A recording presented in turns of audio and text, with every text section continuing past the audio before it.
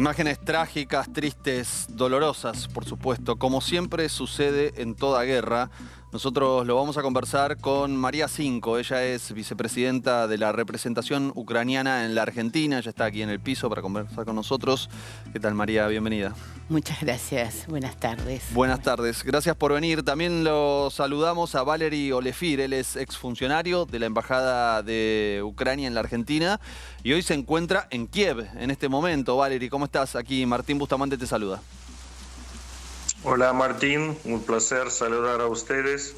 Y María, hola, ¿qué tal? Tanto tiempo. Hola Valery. No nos hemos visto.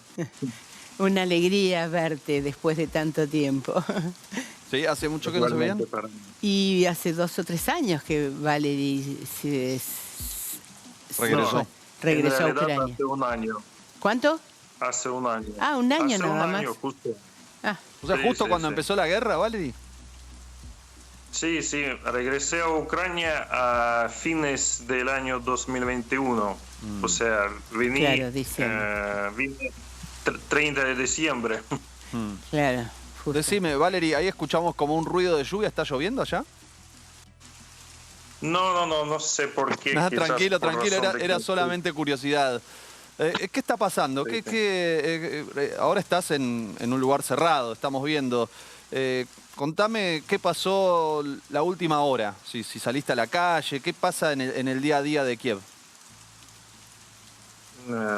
Esos últimos días, estamos esperando algún otro ataque que ya tiene algún tipo de periodicidad, de ataque de misiles contra Ucrania. Y bueno, por razón de que los rusos pretenden conmemorar, entre comillas, algunas fechas importantes y por no tener logros en el frente de batalla, siempre nos atacan con misiles y atacan principalmente infraestructura energética y zonas residenciales incluso. Pero ese ataque que están esperando, ¿lo tienen probado? ¿Cómo saben de que eso va a suceder efectivamente? ¿Acciones de inteligencia, por ejemplo? Sí. Acciones de inteligencia nos avisaron de que entre hoy y mañana puede ser muy probable que van a lanzar una serie de ataques, sí, con misiles. ¿Inteligencia de ustedes drones. o de Estados Unidos? No, de nuestra inteligencia. Bien. Pero la alarma suena como con anticipación de, no sé, de 30 minutos desde que se lanzan misiles desde el mar de Caspio. 30 minutos. ¿Y cuando suena esa alarma, qué tienen que hacer? Sí, tenemos que buscar algún refugio. ¿Hay refugios asignados a cada una de las vecinas y de los vecinos? Sí.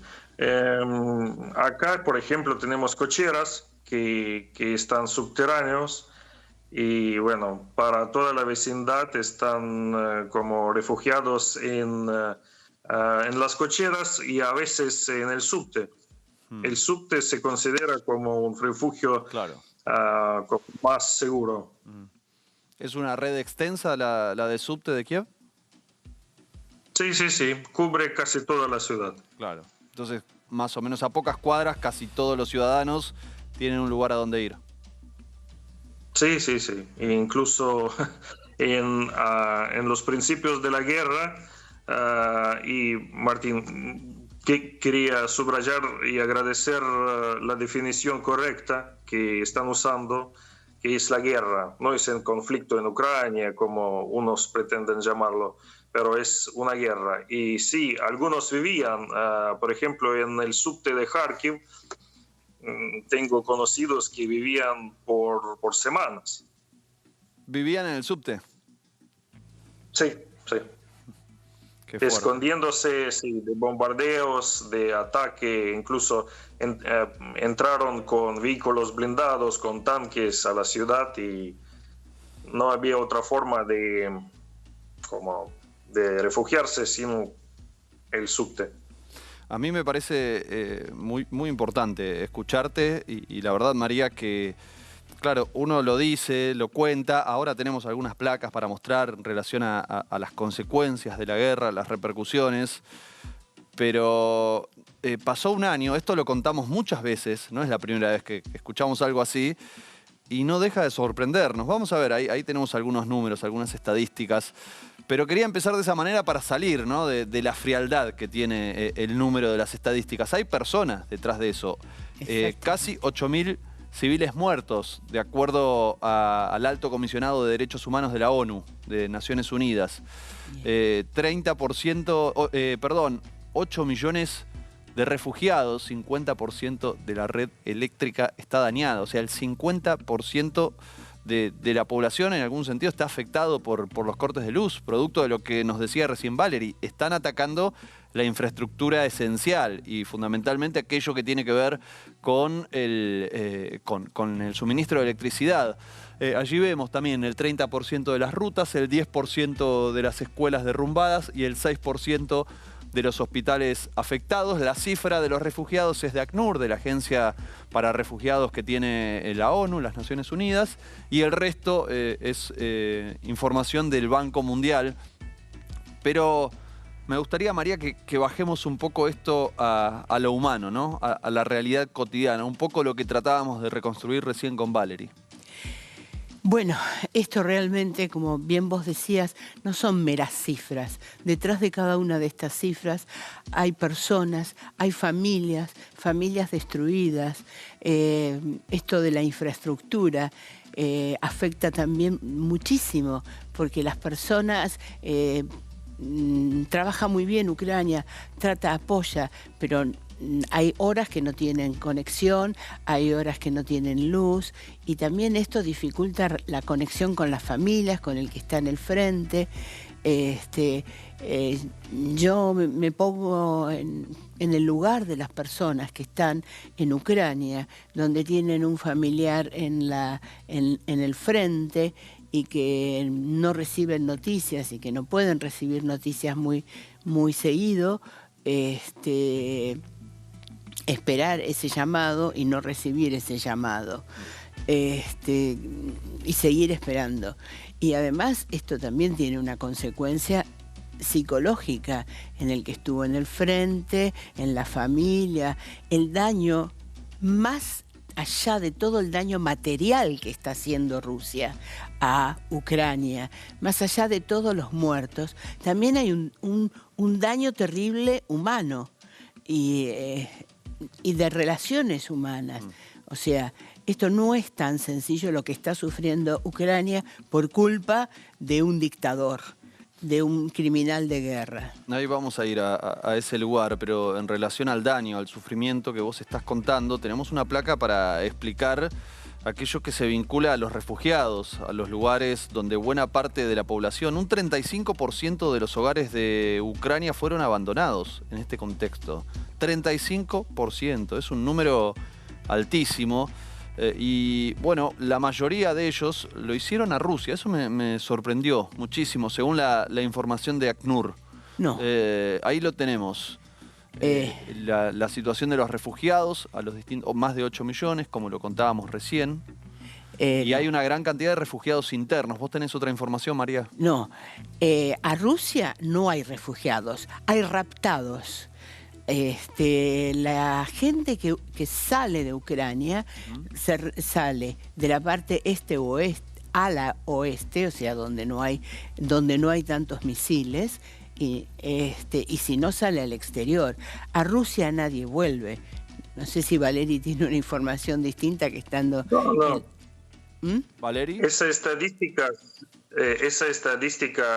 se produjo por razón de que en los territorios ocupados, porque eso es en los últimos meses cuando recuperábamos los territorios previamente ocupados, pero en aquel momento, desde el principio, muchos territorios ucranianos estaban sobre el control militar de Rusia, y para la gente no había otra forma de escapar sino que retirarse a Rusia. Claro. Y de Rusia ahí trasladarse a Polonia, y a veces quedaron en Polonia, a veces regresaron de nuevo a Ucrania, pero como tengo idea de muchos amigos que escaparon del conflicto a través de Rusia, nadie como se quedó ahí. Valerí, hoy es sábado, es un día de encuentros, de juntadas entre amigos, entre familiares. ¿Sucede eso por estas horas en Kiev? Tenemos prohibido salir a la calle ya a las 11 de la noche.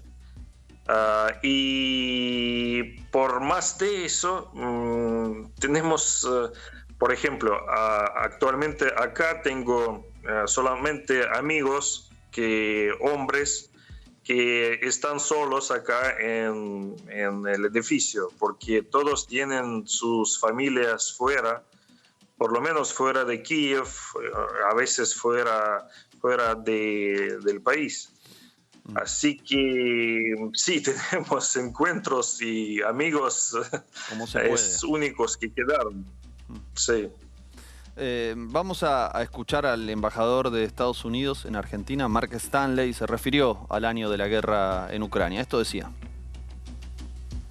Preguntarle acerca, en el marco del apoyo que Biden le ha dado a Zelensky en Ucrania. La pregunta es, ¿qué tan importante que la región latinoamericana, en especial Argentina, apoye certeramente? Aquí no ha estado la Cancillería. ¿Qué mensaje tiene al respecto usted? First of all, I think you give us a little bit too much credit. Biden was just the last person in Ukraine. There have been a lot of foreign leaders from France, from all England, from Germany, all visiting Ukraine and other countries. The unified support is very, very important because it comes from all over the world. In terms of Latin America, you're seeing much more outreach from the Ukrainian foreign minister. Tomorrow the new ambassador arrives here from Ukraine, and I think you'll see more outreach here. It's important that the world supports Ukraine, not Europe, not North America, not Asia, but the world. Argentina's already made a statement. We were so proud to follow Argentina's lead at the United Nations UN Human Rights Council, which Argentina was the president of last year. Within a week, Argentina had a resolution condemning Russia. Even at the UN, several times, Argentina has co-sponsored, and we joined also, resolutions condemning Russia. And today, another one passed that we partnered with Argentina on. So it's not, this is not a new thing. Argentina's been doing this for a year.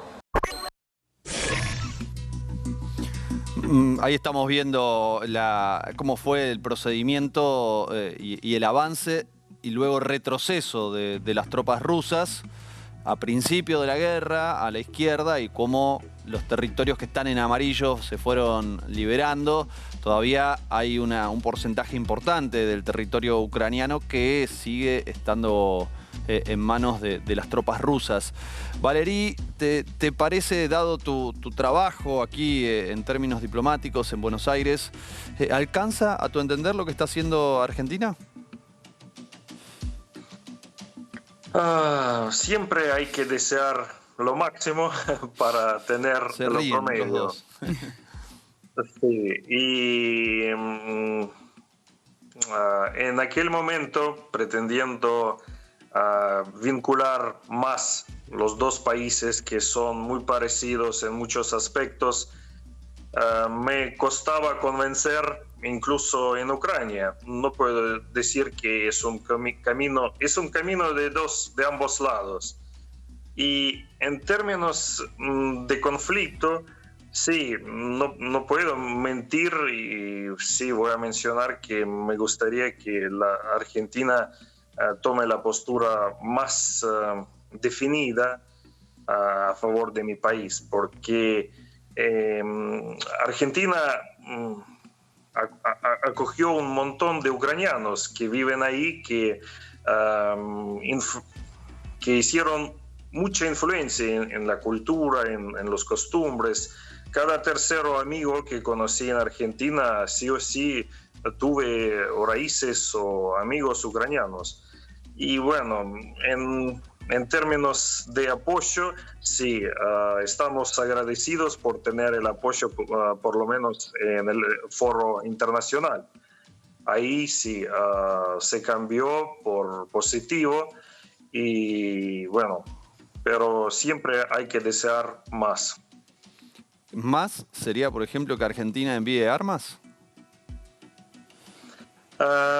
No creo que Argentina está en condición de enviar armas, pero por lo menos tomar la postura más fuerte hacia el conflicto sí lo puede hacer muy fácilmente, porque es por razón de unos semisocios que tomaron la postura mediadora, entre comillas, o sin proteger a cualquiera de las dos partes, que ponen pensar a Rusia que no está todo así dramático para ellos. Y solamente juntando los socios que apoyan a Ucrania, de ahí van a tener los rusos la visión bien clara de que hay que parar la agresión, restaurar el orden internacional y derecho internacional. Valerí, voy un poco María, voy un poco a lo que decía recién Valerí sobre esta postura que busca mediar, digamos, de alguna manera, ¿no? O que por lo menos se plantea de esa manera. Entonces, te pregunto sobre la posición argentina, pero te agrego la posición de Brasil y en general de todo el continente, ¿no? Casi toda América Latina se mantuvo en una posición más ajena al conflicto y ahora empieza a estar un poco más activa, lo que dijo ayer Lula, ¿no? De llamar a los países no involucrados en el conflicto para buscar un camino de paz, ¿no? De un alto el fuego. ¿Vos cómo lo ves? Bien. La única forma creo que de que Ucrania va a lograr la victoria y esta guerra tiene que terminar es que el ejército ruso se vaya de Ucrania. No hay ninguna posibilidad cuando comenzaron Putin nunca respetó tratados internacionales. Cuando empezó la guerra, la invasión de Rusia a Ucrania, que sí después se convirtió en una guerra, Putin intentaba hacer algunos tratados, pero eran imposibles. Acá la única y lo que necesita Ucrania es que apoyen los países para que las tropas rusas se vayan de Ucrania. Es la única forma. Ucrania no tomó ningún territorio que no le correspondía, no tiró ningún tiro ni de una bombita de agua a Rusia, sino que vino Rusia a invadir a Ucrania. Entonces, es necesario que los países latinoamericanos también apoyen. Por ahí no hay tanta información o... También hay un trabajo muy fuerte que está haciendo Rusia, que es la desinformación. A través de fake news, informando cosas que no son reales, y eso por ahí influye en el pensamiento también latinoamericano. Pero yo creo que tenemos que estar muy alertas porque realmente no es una situación sencilla. Claro.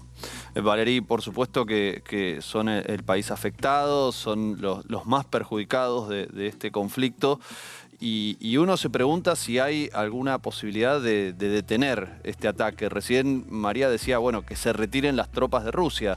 Ahora, ¿hay algún camino de negociación intermedia que pueda por lo menos poner un alto al fuego y empezar a negociar en otros términos, aún con algunos de esos territorios ocupados, tal como pasa en Argentina, que hay una parte de su territorio que está ocupado y sin embargo no hay una guerra permanente? Es decir, Argentina lo sigue reclamando por otros medios en todo caso. ¿Hay posibilidad de pensar en ese sentido, atendiendo también a la propuesta que hizo ayer China? Lamentablemente estamos en una situación sin posibilidad de negociar.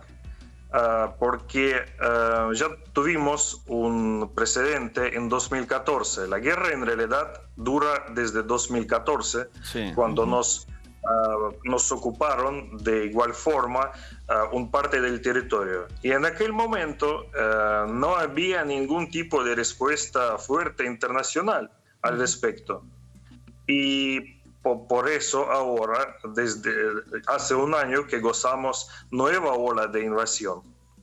Y para negociar con agresor, cuando sigue ocupando nuestro territorio, sigue cada día matando a nuestra gente, a población civil, a los niños, ¿cómo se puede negociar? Primero tienen que salir fuera de nuestros territorios.